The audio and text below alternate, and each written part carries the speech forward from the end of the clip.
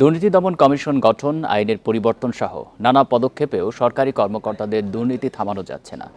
এই অবস্থায় ন্যায়পাল নিয়োগ জরুরি বলে মনে করেন আইন বিশেষজ্ঞরা। এটি বাস্তবায়ন হলে তথ্য পাওয়ার সাথে সাথেই লিখিত অভিযোগ দায়েরের আগেই ব্যবস্থা নেওয়া শুরু করা যাবে। এর পাশাপাশি সরকারি চাকরির বিধিমালা কঠোর করার পরামর্শও অনেকের। মাস দুয়েক ধরে সাবেক আইজিপি বেনজির আহমেদের সম্পদ নিয়ে তোলপাড় দেশ জুড়ে। এরপর আরও কয়েকজন পুলিশ কর্মকর্তার সম্পদ নিয়েও প্রশ্ন ওঠে। কোরবানির ঈদের আগে এনবিআরের সাবেক কর্মকর্তা মতিউর রহমানের অস্বাভাবিক সম্পদ নিয়েও শুরু হয় আলোচনা। সরকারি চাকরির বিধি অনুযায়ী প্রতি 5 বছর পরপর সম্পদের তথ্য জমা দেওয়ার কথা কর্মকর্তাদের। তবে আয়কর রিটার্নে তথ্য দেয়া হয়েছে বলে বেশিরভাগই দায়িত্ব এড়িয়ে যান। আর এখানেই বড় গলদ দেখছেন আইনজীবীরা।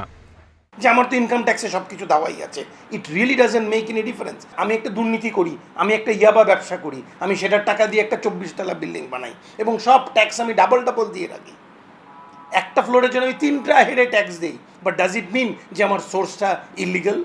নিয়মিত সম্পদের হিসেব দেওয়ার বিধান কার্যকর করা কিংবা আইন সংশোধন করে নতুন পদ্ধতির পরামর্শ দিয়েছেন অনেক আইনজীবী। যখন আপনি পিএলআরে যাচ্ছেন, তখন আপনি তো একটা হ্যান্ডসাম অ্যামাউন্ট নিয়ে যাচ্ছেন। ওই হ্যান্ডসাম অ্যামাউন্ট নেওয়ার আগ মুহূর্তে যদি গভর্নমেন্টের ভিজিলেন্স টিম দেখেন যে উনি কত টাকার প্রপার্টি আছে, সন্দেহজনক হয়, তাইলে তো বোঝা যাচ্ছে উনি সৎভাবে বা অসৎভাবে নিচ্ছে। এবং যদি মনে করে অসৎভাবে নিচ্ছে, তাহলে পিএলআর হিসেবে যে টাকাটা পাবে ওই টাকাটা সে আটকে দিতে পারবে। কর্মকর্তাদের দুর্নীতি ঠেকাতে এতদিনেও কোনো কার্যকর ব্যবস্থা না হওয়ায় ক্ষুব্ধ অনেক বিশ্লেষক। এমন বাস্তবতায় ন্যায়পাল নিয়োগের তাগিদ তাদের। তার এখতিয়ারের মধ্যে রয়ে গেছে যে কোনো সরকারি প্রতিষ্ঠান যদি কোনো রকমের অনৈতিক কাজ করে, বেআইনি কাজ করে, আইনের লঙ্ঘন করে, তাহলে কিন্তু সেখানে প্রশ্ন করতে পারেন এবং সেটা তার বিবেচনা নিয়ে সেটা তন্ত্রের ব্যবস্থা করতে পারবেন। দুদক তখনই কাজ করে যখন তার কাছে কোনো একটা তথ্য বা অভিযোগ যায়। ন্যায়পালের কিন্তু ক্ষমতা আরও অনেক বিস্তৃত, আর অনেক বেশি। তাকে কিছু অপেক্ষা করতে হবে না। 1998 সালে ন্যায়পাল নিয়োগে উদ্যোগ নিয়েছিল তৎকালীন আওয়ামী লীগ সরকার, তবে শেষ পর্যন্ত তার বাস্তবায়ন হয়নি। Zahidul Bashar, Independent News, Dhaka. কাগজে কলমে মাত্র 20 কোটি টাকার সম্পদের মালিক এনবিআরের আলোচিত রাজস্ব কর্মকর্তা মতিউর রহমান। এর মধ্যে নগদ টাকা 13 কোটি, কোনো কোম্পানিতে নাকি মালিকানা নেই। মতিউরের আয়কর নথি বিশ্লেষণ করে এসব তথ্য মিলেছে, অথচ সরেজমিন অনুসন্ধানে মিলেছে উল্টো চিত্র। এদিকে মতিউর ও তার পরিবারের বিরুদ্ধে তদন্ত শুরু করেছে এনবিআরের কেন্দ্রীয় গোয়েন্দা সংস্থা সিআইসি ও দুদক। সেগুলো যাতে আমরা এডিআর এর সম্প্রতি একটি টেলিভিশন সাক্ষাৎকারে কাস্টমস কর্মকর্তা মতিউর রহমান দাবি করেন শেয়ার বাজার থেকে মুনাফা করে বিপুল সম্পদের মালিক হয়েছেন। সবশেষ আয়কর নথিতে শেয়ার বাজারে 82 লাখ টাকা বিনিয়োগের তথ্য দিয়েছেন। নগদ আছে 12 কোটি 97 লাখ টাকা। এছাড়া 50 লাখ টাকার এফডিআর, 3 কোটি টাকার অকৃষি সম্পত্তি এবং একটি মৎস্য খামারকে 50 লাখ টাকা ঋণ দেয়া আছে মতিউরের। সরেজমিন অনুসন্ধানে মিলেছে ঠিক তার উল্টো চিত্র। নরসিংদী ও গাজীপুরে পাওয়া গেছে তার বড় 2টি রিসোর্ট। ঢাকাসহ বিভিন্ন স্থানে মিলেছে প্রাসাদের মতো বাড়ি। পরিবার মিলে চলেন বিলাসবহুল গাড়িতে, আছে কয়েকটি শিল্প কারখানা। কিন্তু এসবের কিছুই নেই আয়কর নথিতে। সেখানে শুধুই হাস্যকর তথ্য। বড় অনেকগুলো ঘটনার একটি, সুতরাং এইটার একটা দৃষ্টান্তমূলক যদি আমরা পরিণতি দেখি এবং তদন্তটা যদি খুবই স্বচ্ছভাবে হয়, সেইটা একটা বড় উদাহরণ তৈরি করবেন। এদিকে মতিউরের এক স্ত্রী ও কন্যা আয়করের সম্পদ দেখিয়েছেন 52 কোটি টাকা। এসবের বাইরেও অনেক সম্পদ নিয়ে আলোচনায় এই পরিবার, যা তদন্ত করছে দুর্নীতি দমন কমিশন। এজন্য এনবিআরের কাছে নথি চেয়েছে সংস্থাটি। পাশাপাশি মতিউর পরিবারের সম্পদ যাচাইয়ে গোয়েন্দা সংস্থা সিআইসিকে নির্দেশ দিয়েছেন এনবিআর চেয়ারম্যান। স্বচ্ছতা এবং জবাবদিহিতার মাধ্যমে যদি এটা প্রক্রিয়া হয় এবং এটার মধ্যে যদি দীর্ঘসূত্রিতা না থাকে, সেইটা হলো সবচেয়ে সবার কাম্য থাকবে। কারণ দ্রুত যদি এই প্রক্রিয়াগুলো শেষ না হয়, তাহলে আমাদের জন্য এইটা একটা বড় চ্যালেঞ্জ হয়ে দাঁড়ায়। আলোচনায় আসার পর গা ঢাকা দেন মতিউর। 23 জুন তাকে অভ্যন্তরীণ সম্পদ বিভাগ আইআরডিতে সংযুক্ত করে সরকার। কর্মকর্তারা জানান মতিউর কর্মস্থলে যোগ দেননি, বাহক দিয়ে চিঠি পাঠিয়েছেন, কিন্তু বিধিসম্মত না হওয়ায় কার্যকর হয়নি। টেলিফোন করেও মতিউরকে না পাওয়ায় তাকে পলাতক হিসেবে বিবেচনা করা হচ্ছে। কর্মকর্তারা জানান 60 দিনের মধ্যে কর্মস্থলে যোগ না দিলে মতিউরকে বরখাস্ত করার উদ্যোগ নেওয়া হবে। Ruhul Amin, independent News, Dhaka. ভারত বিরোধিতার জবাবে সাবেক পররাষ্ট্রমন্ত্রী একে আব্দুল মোমেন বলেছেন, সুসম্পর্ক থাকায় দিল্লির কাছ থেকে ঢাকার প্রাপ্তিও অনেক। কয়েকটি মহল সম্প্রতি হওয়া সমঝোতাগুলো নিয়ে অপপ্রচার চালাচ্ছে বলেও দাবি তার। অন্যদিকে বিএনপিকে উদ্দেশ্য করে আওয়ামী লীগ সাধারণ সম্পাদক বলেছেন, ভারত বিরোধিতা ভুল পথ। প্রধানমন্ত্রীর দিল্লি সফরে ভারতের সঙ্গে রেল যোগাযোগ বাড়ানো সহ সমঝোতা স্মারক পাশ হয় 10টি। এরপর থেকেই কিছু প্রসঙ্গে বিরোধিতা করে আসছে বিএনপি সহ কয়েকটি রাজনৈতিক দল। আওয়ামী লীগের প্রতিষ্ঠাবার্ষিকী উপলক্ষে সাইকেল র্যালির উদ্বোধন করে এ বিষয়ে কথা বলেন ওবায়দুল কাদের। জানান, ভারত বাংলাদেশের পরীক্ষিত বন্ধু। যারা ভারত বিরোধিতা করছে তারা ভুল করছে বলেও মত তার। আন্দোলনের ইস্যু খোঁজার চেষ্টা করছে, তারা আবারও ভুল পথে হাঁটছে। স্বার্থ বিকিয়ে দিয়ে কারোর সাথে বঙ্গবন্ধুর কন্যা কোনো বন্ধুত্ব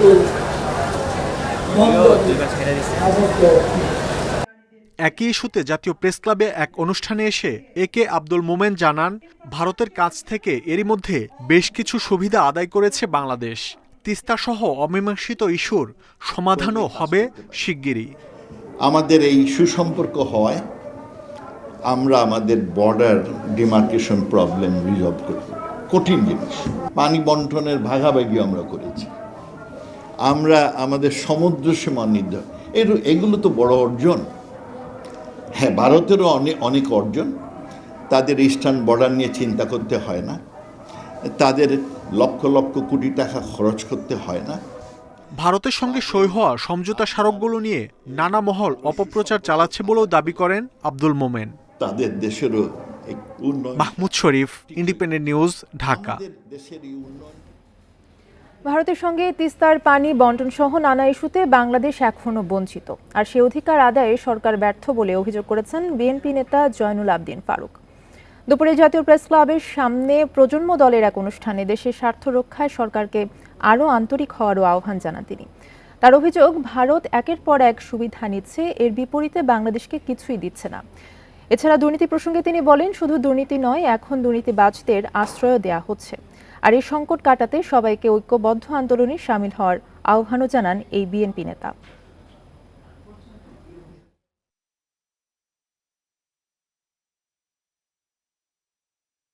ভারত বিরোধী ইস্যু বিএনপির নয়, বাংলাদেশের কোটি কোটি মানুষের এই দাবি।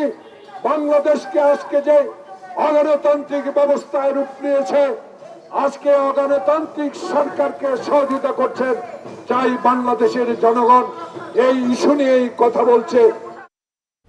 জাতীয় রাজস্ব বোর্ডের সচিব কাজী আবু মাহমুদ ফয়সালের বিদেশ যাত্রায় নিষেধাজ্ঞা দিতে আবেদন করতে যাচ্ছে দুর্নীতি দমন কমিশন। শিগগিরই এই আবেদন করা হবে আদালতে। তার বিরুদ্ধে 1000 কোটি টাকার অবৈধ সম্পদ অর্জনের অভিযোগ খতিয়ে দেখছে দুদক। করদাতাদের ভয়ভীতি দেখিয়ে অর্থ আত্মসাৎসহ নানা ক্ষেত্রে ক্ষমতার অপব্যবহারের অভিযোগ কাজী আবু মোহাম্মদ ফয়সালের বিরুদ্ধে। দীর্ঘদিন ধরে তার বিরুদ্ধে অবৈধ সম্পদ অর্জনের অভিযোগ অনুসন্ধান করছে দুদক। সম্প্রতি এনবিআরের সাবেক কর্মকর্তা মতিউর রহমানের ঘটনার পর আবু মোহাম্মদ ফয়সালের বিষয়টি আবারও গুরুত্ব পায়। বৃহস্পতিবার দুদকের আবেদনে ফয়সালের স্থাবর ও অস্থাবর সম্পদ জব্দের আদেশ দেয় আদালত। একটা বিশাল একটা শক্তি বা ক্ষমতার অধিকারী তারা ছিলেন, সেই কারণে এবং সেটা মাধ্যমে যেটা করেছেন এই ক্ষমতা ব্যবহার নিজে অবৈধ প্রক্রিয়ার মাধ্যমে অর্থ সম্পদের মালিক হয়েছেন। এই প্রক্রিয়াতে তিনি এককভাবে একটি ঘটনা কিন্তু করেন নাই। অন্য দুর্নীতিবাজদের মতো ফয়সালের পালিয়ে যাওয়া ঠেকাতে তার বিদেশ যাত্রায় নিষেধাজ্ঞা দেওয়ার কথা চিন্তা করছে দুদক। অনুসন্ধানের আগেই যদি সাসপেক্টেড হয়, রিজনেবল হয়, তাকে গ্রেফতারের জন্য বিধি বা আইন সংশোধন করতে হবে। কারণ অনুসন্ধানের আগে কাউকে গ্রেফতার করার অভিযোগ আপনার গ্রেফতার করার আইন নাই। দুর্নীতির টাকা গোপন করতে নামে বেনামে খোলা ফয়সালের 700 ব্যাংক অ্যাকাউন্ট বন্ধ করা হয়েছে। স্থাবর সম্পদ জব্দ করার প্রক্রিয়া চালাচ্ছে দুদক। রিশাদ হুদা, ইন্ডিপেন্ডেন্ট নিউজ, ঢাকা। চাঁপাইনবাবগঞ্জে জেলা পরিষদ সদস্য ও আওয়ামী লীগ নেতা আব্দুস সালাম ও তার সহযোগী মতিন আলীকে হত্যার ঘটনায় এখনও মামলা হয়নি, গ্রেপ্তার নেই কেউ। স্বজনদের অভিযোগ, পরিকল্পিতভাবে হত্যা করা হয়েছে তাদের। প্রতিপক্ষের হুমকির কথা পুলিশকে জানিয়েছিলেন আব্দুস সালাম। বৃহস্পতিবার সন্ধ্যার পর বন্ধু ও রাজনৈতিক সহযোগীদের নিয়ে এখানেই বসেছিলেন আওয়ামী লীগ নেতা ও জেলা পরিষদ সদস্য আব্দুস সালাম। রাত 8:30টার দিকে চারদিক থেকে অতর্কিত হামলা চালায় দুর্বৃত্তরা। এতে সালাম সহ তার সহযোগী মতিন আলী নিহত হন। স্থানীয়রা জানায়, আগে থেকে হত্যার পরিকল্পনা নিয়ে ওৎ পেতে ছিল দুর্বৃত্তরা। রাতে লোডশেডিং হলে অন্ধকারে হামলা চালায়। কারেন্ট যাওয়ার পরই আমার চাচার উপরে হামলা হয়। সেখানে ছিল মতিন স্যারের সাথে গল্প করছিল, উনি বাঁচাতে গিয়ে উনিকেও আহত করে। আশরাফ যেভাবে আমার স্বামীকে হত্যা করেছে সেভাবে আমার স্বামীর মতো তাকে আমি ফাঁসির দড়িতে ঝুলতে দেখতে চাই। আব্দুস সালামকে এর আগেও হত্যার চেষ্টা করেছে প্রতিপক্ষ। এ কথা জানিয়ে স্বজনদের অভিযোগ, পুলিশকে জানালেও কোনো পদক্ষেপ নেয়নি। পুলিশের যদি ভূমিকা থাকবে, আজ আমার দেওরকে কেন হত্যা হতে হলো, কেন তার জীবন গেল, কেন তাকে বম মারা হলো? পুলিশ এসব অভিযোগ অস্বীকার করে বলছে তাদের পর্যাপ্ত নিরাপত্তা দেয়া হয়েছিল। কোনো অশান্তিও ছিল না, কোনো ইয়েও ছিল না, অস্বস্তিও ছিল না, কোথাও ঝগড়াঝাটিও ছিল না। গতকালকে তো হঠাৎ করে একটা ধর মনে হচ্ছে যে পরিকল্পিত হবে। পুলিশ শতভাগ অ্যালার্ট সবসময়। হামলার পরপরই এলাকায় অভিযানে নামে পুলিশ। Independent news. শনিবার পর্যন্ত ঢাকায় মাঝারি বৃষ্টি হলেও ভারী বৃষ্টি হতে পারে রোববার থেকে। এছাড়া অতি ভারী বৃষ্টির কারণে চট্টগ্রাম, খাগড়াছড়ি, কক্সবাজারে পাহাড় ধসের আশঙ্কা রয়েছে। বন্যা পরিস্থিতির অবনতি হতে পারে সিলেটে। বুধবার পর্যন্ত রাজধানী সহ দেশের বেশিরভাগ অঞ্চলে হতে পারে ভারী থেকে অতি ভারী বৃষ্টি। 8 জুন থেকে সিলেটে শুরু হয় ভারী বৃষ্টি। 25 জুন পর্যন্ত গড় হিসেবে 682 মিলিমিটার বৃষ্টি হওয়ার কথা থাকলেও হয়েছে প্রায় 3 গুণ বেশি, 1999 মিলিমিটার। এবার ময়মনসিংহ, ঢাকা, সিলেট, বরিশাল ও চট্টগ্রাম অঞ্চলে ভারী থেকে অতি ভারী বৃষ্টির পূর্বাভাস দিচ্ছে আবহাওয়া অধিদপ্তর। মৌসুমি বায়ু সক্রিয় হওয়ার কারণে এমন বৃষ্টি হতে পারে। শনিবার পর্যন্ত ঢাকায় হালকা থেকে মাঝারি বৃষ্টি হলেও রোববার থেকে হতে পারে ভারী বৃষ্টি। ঝিরিঝিরি বৃষ্টি হচ্ছে, থেমে থেমে বৃষ্টি হচ্ছে, মাঝে মধ্যে একটু দমকা বাতাসও হয়েছে। এখন যে কন্ডিশন, তাও হালকা থেকে মাঝারি ধরনের বৃষ্টি হতে পারে। ভারী বৃষ্টিপাতের সমূহ সম্ভাবনা তৈরি হয়েছে এবং আমরা মনে করি যে 30 তারিখের পর থেকে 2 থেকে 3 দিন ঢাকায় ব্যাপক বৃষ্টিপাতের সম্ভাবনা রয়েছে। চট্টগ্রাম বিভাগে ভারী বৃষ্টিপাত শুরু হতে পারে শনিবার থেকেই। এর ফলে পাহাড় ধসের আশঙ্কার কথা জানাচ্ছে আবহাওয়া অধিদপ্তর। এই ভারী বৃষ্টিপাত, অতি বৃষ্টিপাত হবে কয়েকদিন ধরে। এই বৃষ্টিপাতের ফলে চট্টগ্রাম, খাগড়াছড়ি, রাঙামাটি, বান্দরবান, কক্সবাজার এইসব এলাকার পাহাড়ি এলাকায় ভূমিধসের সম্ভাবনা রয়েছে। আজকে থেকে বৃষ্টিপাতের তীব্রতা আস্তে আস্তে করে বৃদ্ধি পাবে। ভারী বৃষ্টির কারণে সিলেটের বন্যা পরিস্থিতির অবনতি হতে পারে বলে আশঙ্কা করছে আবহাওয়া অধিদপ্তর। বন ইবনে কামাল, ইন্ডিপেন্ডেন্ট নিউজ, ঢাকা। ঘূর্ণিঝড় রিমালে ক্ষতিগ্রস্ত সামিটের ভাসমান টার্মিনালটি 1 মাস ধরে অচল। তাই এলএনজি আমদানি কমায় শিল্প কারখানা ও সিএনজি স্টেশনগুলো চরম গ্যাস সংকটে। বিতরণকারী প্রতিষ্ঠান তিতাস বলছে, চাহিদার তুলনায় তারা 25 থেকে 30% গ্যাস কম পাচ্ছে। পরিস্থিতির উন্নতি হতে সময় লাগবে 2 সপ্তাহেরও বেশি। ঘূর্ণিঝড় রেমালে সামিটের ভাসমান এলএনজি টার্মিনাল ক্ষতিগ্রস্ত হয়, যার সংস্কার কাজ চলছে সিঙ্গাপুরে। সচল আরেক টার্মিনাল থেকে দৈনিক মিলছে 500 থেকে 550 মিলিয়ন ঘনফুট গ্যাস। সরবরাহ কমায় গাজীপুরের কোনাবাড়ি, মৌচাক, শফিপুর ও চন্দ্রা, ডেমরা, মদনগঞ্জ, নারায়ণগঞ্জের শিল্পাঞ্চলে গ্যাস সংকট প্রকট। কারখানা পুরোদমে সচল রাখতে দরকার 10 থেকে 15 PSI গ্যাসের চাপ। গাজীপুর, মাওনা, রূপগঞ্জ, 2500, নারায়ণগঞ্জ, ফতুল্লা, সাভারের অনেক ইন্ডাস্ট্রিতে গ্যাসের প্রেশার কোথায় 0, কোথায় 2, 3 নেমে আসে। দিনের বেলা, রাতে হয়তো কিছুটা থাকে। শুধু শিল্প উৎপাদনই নয়, রাজধানী ও আশেপাশের এলাকায় সিএনজি স্টেশনেও দিনের বেশিরভাগ সময় মিলছে না গ্যাস। ব্যক্তিগত গাড়ি থেকে শুরু করে অটো চালক সবাই পড়েছেন ভোগান্তিতে। ঈদের পর থেকে সমস্যা, গ্যাস নাই, গেলে দাওয়াই দেয় সিকিউরিটিরা, গ্যাস নাই। যান রাতের বেলা আসেও কামা নাই, আবার 1-150 গাড়ি সিরিয়ালতে 1-2 ঘন্টা সময় লাগে। ঢুকলে হয়তো 100 টাকার 150 টাকার গ্যাস ঢোকে।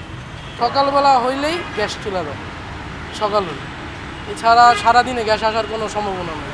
কয়েক স্টেশন ঘুরে এইখানে লাস্ট আসছে গেছে, এখন আর গ্যাসও নাই, কোথাও যাওয়ার মতো সুযোগ নেই।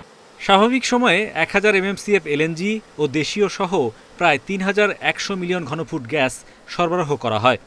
এর মধ্যে দেশের বেশিরভাগ এলাকায় তিতাস বিতরণ করে 1800 থেকে 1900 ঘনফুট গ্যাস। কর্ণফুলি আছে, ওখানে বাখরাবাদ আছে, তারা তো ওইদিকে কোনো গ্যাস খুব কম, চিটাগাং তো গ্যাস নাই। তো ওই গ্যাসটা কিন্তু ওদের মোটামুটি 300 থেকে 400 মিলিয়ন গ্যাস ওদের লাগে। এই হিসাবে যে 500 মিলিয়ন গ্যাস কাট হয়েছে, আমার মোটামুটি 400 মিলিয়ন আমার কাছ থেকে চলে গেছে, মানে আমার কাট হয়ে গেছে। আমার গ্রাহকরা খুবই উদ্বিগ্ন। খালাসের সক্ষমতা কমায় স্পট বা খোলা বাজারের এলএনজি আমদানি আপাতত বন্ধ আছে। পেট্রোবাংলা জানায় জুলাই মাসের মাঝামাঝি সামিটের টার্মিনালটি সংস্কার শেষে দেশে ফিরবে। Hari Saha, Independent News, Dhaka.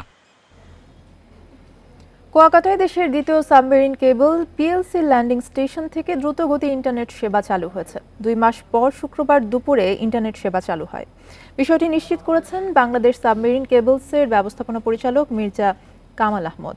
জানান, সিঙ্গাপুর ও ইন্দোনেশিয়ার সমুদ্রের তলদেশে 20 এপ্রিল কেবল কেটে যাওয়ায় বন্ধ ছিল সিমিউই 5 কুয়াকাটা সাবমেরিন ল্যান্ডিং স্টেশনের দ্রুতগতির ইন্টারনেট সেবা। সিমিউই 4 থেকে দুদিনের মধ্যেই সিমিউই 5 এর গ্রাহকদের কুয়াকাটা সাবমেরিন ল্যান্ডিং স্টেশনের সাথে যুক্ত করা হবে।